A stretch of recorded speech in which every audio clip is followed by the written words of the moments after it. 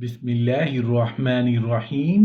السلام علیکم ورحمۃ اللہ وبرکاتہ۔ اللہ سے ڈر کر جینا۔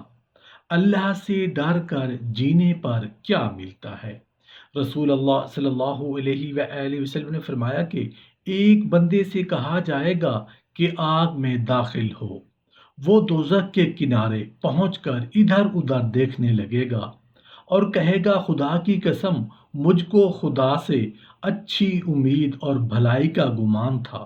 ارشاد ہوگا اسے لوٹا لاؤ، میں اپنے بندے کے گمان کے قریب ہوں۔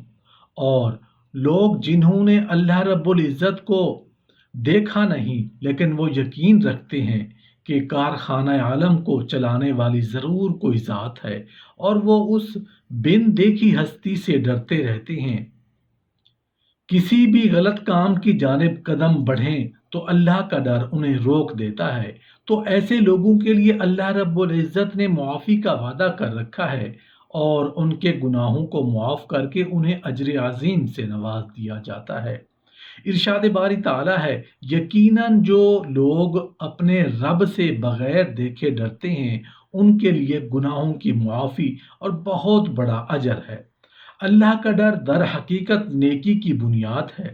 جب خوف الہی دلوں سے نکل جائے تو گناہ جنم لیتے ہیں۔ اللہ تعالیٰ سے ڈرنے پر جہاں گناہوں کی معافی کا انعام ملتا ہے وہاں اس کے کئی دینی، دنیاوی اور روحانی فوائد بھی ہیں۔ اللہ سے ڈرنے والا تنہائیوں میں اس کے خوف سے رونے والا ہوتا ہے اور رونے سے دل میں رقت پیدا ہوتی ہے، دل کا بوجھ ہلکا ہوتا ہے، اور جب آدمی آنکھوں سے آنسو برساتا ہے تو آنکھیں نہیں روتی بلکہ دل روتا ہے۔ ہاں، اس کا اظہار آنکھوں سے ہوتا ہے، اس لیے کہ آدمی اس وقت روتا ہے جب دل کو صدمہ پہنچے، جب دل دکھے۔ غم و الم دل کو لاحق ہوتے ہیں، جب غم برداشت سے باہر ہو جائیں تو دل رو پڑتا ہے۔ تب پھر رنج و غم کا دھواں پانی کی شکل بن کر آنکھوں سے ٹپکنے لگتا ہے، جسے آنسو سے تعبیر کیا جاتا ہے۔ اس کی دلیل اللہ رب العزت نے خود قرآن حکیم میں دی ہے۔ ارشاد ہوتا ہے، پھر اس کے بعد ان لوگوں کے دل سخت ہو گئے، پس وہ پتھروں کی مانند ہیں یا اس سے بھی زیادہ سخت ہیں، اور بے شک پتھروں میں سے کچھ ایسے پتھر ہیں کہ ان سے نہریں پھوٹ پڑتی ہیں، اور کچھ ایسے ہیں کہ وہ پھٹ جاتے ہیں تو ان سے پانی نکلتا ہے، اور کچھ ایسے بھی ہیں کہ وہ اللہ سے ڈر کر گر پڑتے ہیں اور اللہ تعالیٰ اس سے غافل نہیں جو کچھ تم کرتے ہو۔ حضور صلی اللہ علیہ وآلہ وسلم نے ایک صحابی رضی اللہ عنہ سے مرض الموت کے بارے میں پوچھا کہ کیا حال ہے؟ کہا کہ یا رسول اللہ، اپنے گناہوں سے ڈرتا ہوں اور اللہ سے معافی کی امید رکھتا ہوں۔ فرمایا کہ جس بندے کے دل میں ڈر اور امید دونوں جمع ہوتے ہیں تو خدا اس کے ڈر کو دور کر دیتا ہے اور اس کی امید پوری کر دیتا ہے۔ اللہ تعالیٰ کے رحم و کرم کے بھروسے پر جان بوجھ کر گناہ نہیں کرنا چاہیے، لیکن اگر غلطی سے گناہ ہو جائیں تو خدا سے توبہ کریں اور اس کی رحمت کا امیدوار رہنا چاہیے۔ دوستوں سے یہ سب وہ باتیں جو سننے میں تو بہت معمولی لگتی ہیں، لیکن اگر بندہ ان سب باتوں پر عمل کر لے تو ان کی زندگی میں کوئی پریشانی اور کوئی ڈر نہیں رہ جائے گا۔ وہ صرف ڈرے گا تو اپنے رب سے، اور مصیبت کے وقت اسے امید ہوگی تو اپنے رب سے، اور جب بندے کے اندر یہ ادا پیدا ہو جائے گی تو اللہ تبارک و تعالیٰ اپنے اس محبوب بندے کو نہ دنیا میں رسوا کریں گے اور نہ آخرت میں رسوا کریں گے۔ یہ دل ہی ہے جو خوف الہی کا مرکز ہے، اسی لیے اللہ فرماتے ہیں، کیا اب تک ایمان والوں کے لیے وہ وقت نہیں آیا کہ ان کے دل اللہ کے ذکر سے پگھل جائیں؟ دل کا خوف الہی سے لرز جانا ہی مومن کی علامت ہے۔ قرآن حکیم میں ہے کہ مومن تو خاص وہ ہیں جو اللہ کا ذکر کیا جاتا ہے تو ان کے دل دہل جاتے ہیں، اور جب ان پر اس کی آیات پڑھی جاتی ہیں تو ان کا ایمان بڑھ جاتا ہے، اور دلوں سے اللہ تعالیٰ کا خوف اس وقت نکلتا ہے جب دل گناہوں کی سیاحوں میں گر جائیں۔ درج ذیل آیات کس قدر واضح ہیں۔ ہرگز نہیں، بلکہ زنگ چھا گیا ہے ان کے دلوں پر ان اعمال کی وجہ سے جو وہ کماتے تھے، پس ان کے دلوں پر مہر لگا دی گئی، پس اب وہ نہیں سمجھتے۔ آنکھوں سے آنسو بھی اس وقت ٹپکتے ہیں جب آدمی کے دل پر اللہ کا ڈر پیدا ہو، پھر وہ لوگوں سے چھپ چھپ کر اپنے رب کو راضی کرنے کے لیے تنہائیوں میں آنسوں کی مالا پروتا رہتا ہے۔ صحابہ کرام رضی اللہ عنہ کو اللہ کے ڈر سے رونا بڑا مرغوب تھا۔ حضرت انس بن مالک رضی اللہ عنہ بیان کرتے ہیں کہ رسول اللہ صلی اللہ علیہ وآلہ وسلم نے ہمیں ایک مرتبہ ایسا خطبہ ارشاد فرمایا کہ اس جیسا خطبہ میں نے کبھی نہیں سنا۔ آپ نے فرمایا، اگر تم وہ باتیں جان لو جن کا مجھے علم ہے تو تم ہنسو تھوڑا اور رو زیادہ۔ پس رسول اللہ صلی اللہ علیہ وآلہ وسلم کے صحابہ نے اپنے چہرے ڈھانپ لیے اور ان کی آہوزاری کی آوازیں آنے لگی تھیں۔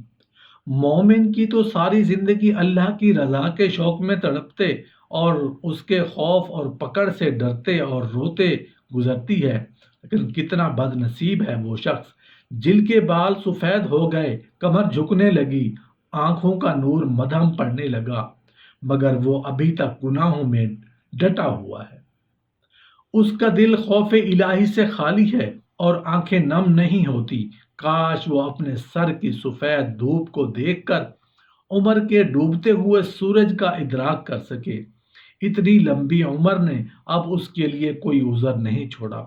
حضرت ابو ہریرہ رضی اللہ عنہ نبی کریم صلی اللہ علیہ وآلہ وسلم سے بیان کرتے ہیں کہ آپ صلی اللہ علیہ وآلہ وسلم نے فرمایا، اللہ تعالیٰ نے اس آدمی کے لیے کوئی عذر باقی نہیں چھوڑا جس کی موت کو اس نے اتنا مؤخر کر دیا کہ وہ 60 سال کو پہنچ گیا۔ حضرت عبد الرحمن بن عوف رضی اللہ عنہ کا مال جہاد اور دینی کاموں میں ہی صرف ہوتا تھا، اس کے باوجود وہ دنیا کی فراخی اور مصعب رضی اللہ عنہ کی بے سر و سامانی کے عالم میں جہاد کو دیکھ کر گھبرا رہے تھے۔ اور تعجب ہے اس آدمی پر جس پر دنیا فراخ ہے اور دولت کا استعمال دینی کاموں کے بجائے فضول رسومات اور اینٹوں کی عمارتیں کھڑی کرنے پر ہوتا ہے، اور دل میں خوف اور ڈر بھی نہیں۔ صحابہ کرام رضی اللہ عنہم ایسی ہی کیفیات سے ڈرا کرتے تھے۔ ان میں سے کئی صحابہ رضی اللہ عنہم کی تو یہ حالت تھی کہ دل میں خوف الہی کا سمندر ہے اور تن پر چیتھڑے لپٹے ہوئے ہیں۔ حضرت ابو ہریرہ رضی اللہ عنہ بیان کرتے ہیں کہ میں نے 70 اہل صفا کو دیکھا، ان میں سے کسی کے پاس جسم کے اوپر کا پورا حصہ چھپانے کے لیے چادر نہیں تھی، کسی کے پاس نچلا دھڑ ڈھانکنے کے لیے ازار یعنی پاجامہ، تہبند اور شلوار وغیرہ ہوتی، یا چادر جسے وہ اپنے گردنوں میں باندھ لیتے۔ وہ کپڑا کسی کے نصف پنڈلی تک پہنچتا اور کسی کے ٹخنوں تک، پس وہ اسے اپنے ہاتھ سے اکٹھا کر کے رکھتے کہ کہیں ان کا قابل سطر حصہ عریاں نہ ہو جائے۔ ارشاد باری تعالیٰ ہے کہ لوگوں سے نہ ڈرو، مجھ سے ڈرو۔ آدمی اسی کا لحاظ کرتا ہے جس سے کسی فائدے اور نقصان کے پہنچنے کا خیال ہو۔ ہمارا یقین ہے کہ اللہ کے حکم کے بغیر دنیا کی کوئی طاقت ہم کو نقصان یا فائدہ نہیں پہنچا سکتی، پھر اللہ کے سوا ہم دوسروں سے کیوں ڈریں؟ اور اس آیت کریمہ میں اللہ تبارک و تعالیٰ نے ہم کو 2 باتوں کو حکم دیا ہے۔ پہلا حکم یہ ہے کہ ہم اللہ کے سوا کسی اور سے نہ ڈریں، یعنی خدا کے حکموں پر چلنے پر ہم کو کسی سے نہیں ڈرنا چاہیے۔ مسلمان کی شان یہ ہے کہ اللہ کے سوا ہر ایک کا ڈر دل سے نکال دے اور پوری ہمت کے ساتھ اللہ کے بتلائے ہوئے راستے پر چلے۔ دوسرا حکم یہ ہے کہ ہم اللہ سے ڈریں، یعنی اللہ کے حکموں سے منہ نہ موڑیں، اس نے ہم کو جو باتیں بتائی ہیں ان کو پورا کریں اور جن باتوں سے روکا ہے ان سے رک جائیں۔ ہم گھر میں ہوں یا بازار میں، مسجد میں ہوں یا مدرسے میں، اکیلے ہوں یا سب کے ساتھ، اللہ ہم سب کو ہر جگہ دیکھ رہا ہے اور ہماری ہر بات کو سن رہا ہے۔ اسی لیے ایک سچے فرمانبردار بندے کی طرح ہم کو اس کا ہر حکم بجا لانے کے لیے تیار رہنا چاہیے۔